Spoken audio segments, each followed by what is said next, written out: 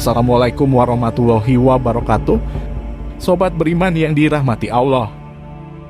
Pada sekitar pertengahan abad ke-16 Masehi tersebutlah seorang pemuda gagah berdarah Arab di tepi barat Pulau Jawa, Cirebon. Selama beberapa bulan ia berlayar dari kampung halamannya di negara Yaman.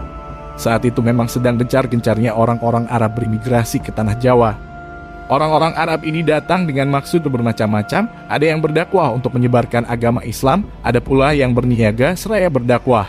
Siapakah pemuda tersebut? Sebelum kita lanjutkan, alangkah baiknya silakan like dan subscribe channel ini.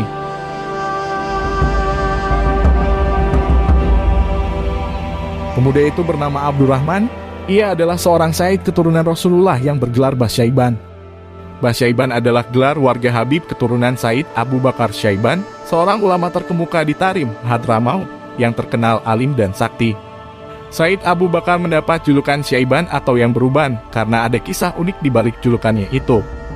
Suatu ketika Said Abu Bakar yang saat itu masih tergolong muda menghilang. Sejak itu ia tidak muncul-muncul.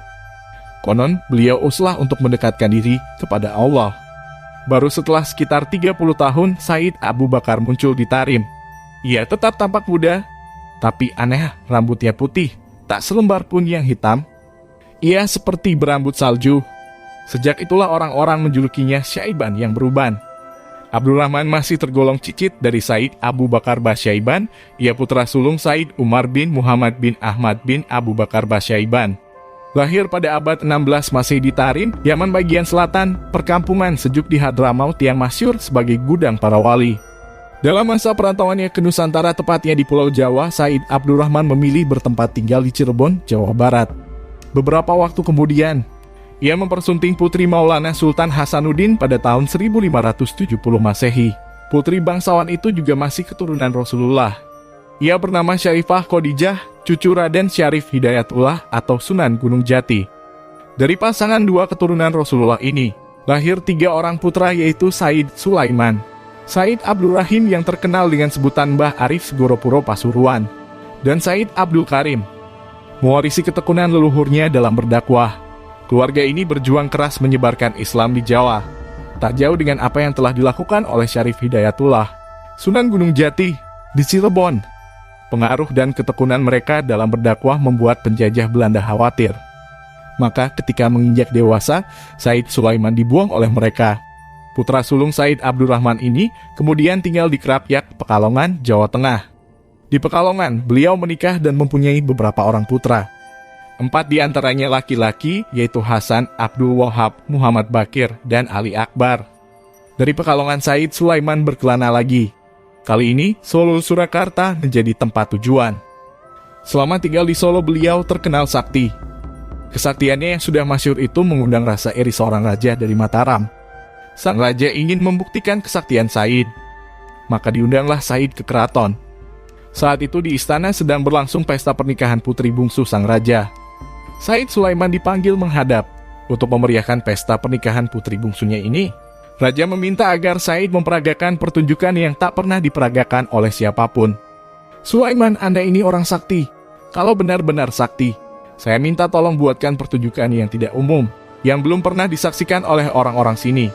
Pita Raja Mataram kepada Said dengan nada menghina. Mendengar permintaan raja yang sinis itu, Said meminta pada raja untuk meletakkan bambu di alas meja, sembari berpesan untuk ditunggu. Said Sulaiman lalu pergi ke arah timur. Masyarakat sekitar keraton menunggu kedatangan Said demikian lama, namun Said belum juga datang. Raja Mataram hilang kesabaran. Marah, membanting bambu di alas meja itu hingga hancur berkeping-keping. Sesuatu yang ajaib terjadi, kepingan bambu-bambu itu menjelma menjadi hewan yang bermacam-macam. Raja Mataram tersentak melihat keajaiban ini, barulah ia mengakui kesaktian Said Sulaiman. Raja Mataram kemudian menitahkan beberapa prajuritnya untuk mencari Said Sulaiman.